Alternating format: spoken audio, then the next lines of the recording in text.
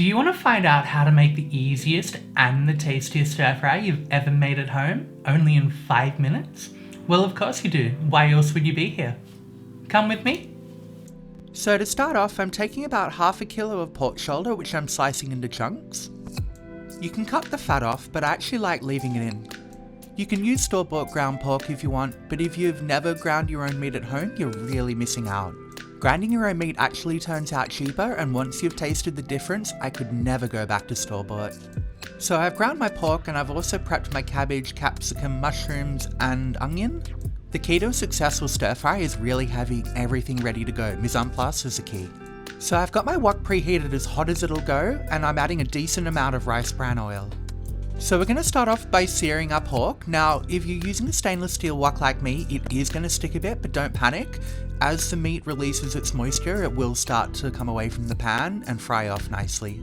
So we're starting to get a good fry on the pork. We don't want to go too crazy. I'd say about a minute or two, constantly stirring until we've got some nice colour developing.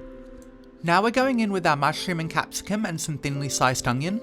We want to fry this fast and hot to keep its crunchiness and also develop that wok hay. We need to keep everything moving around because we don't want it to burn. This should only take about 30 seconds. Straight away, we're going in with our garlic and a hot pepper condiment. I picked this up at my local Asian supermarket and it's an absolute flavour bomb of umami.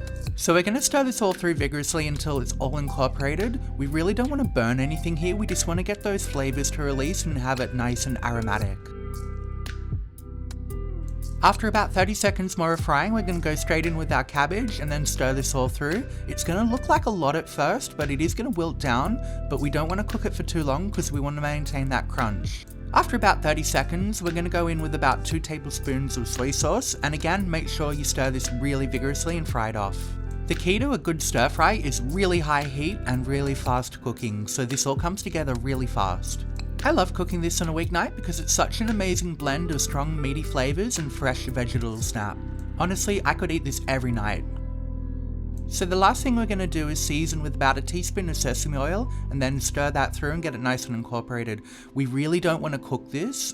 This is a seasoning oil, not a cooking oil, so stir it through vigorously for about 30 seconds and then take it straight off the heat and serve.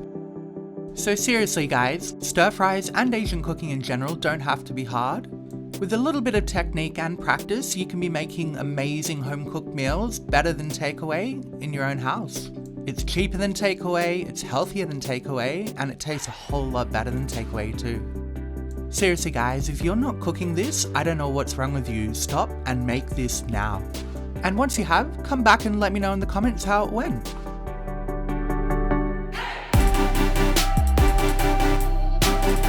And there you have it. If you like my videos, please like, share and subscribe, and comment down below what you'd like to see me cook next. And I will catch you next time. Bye!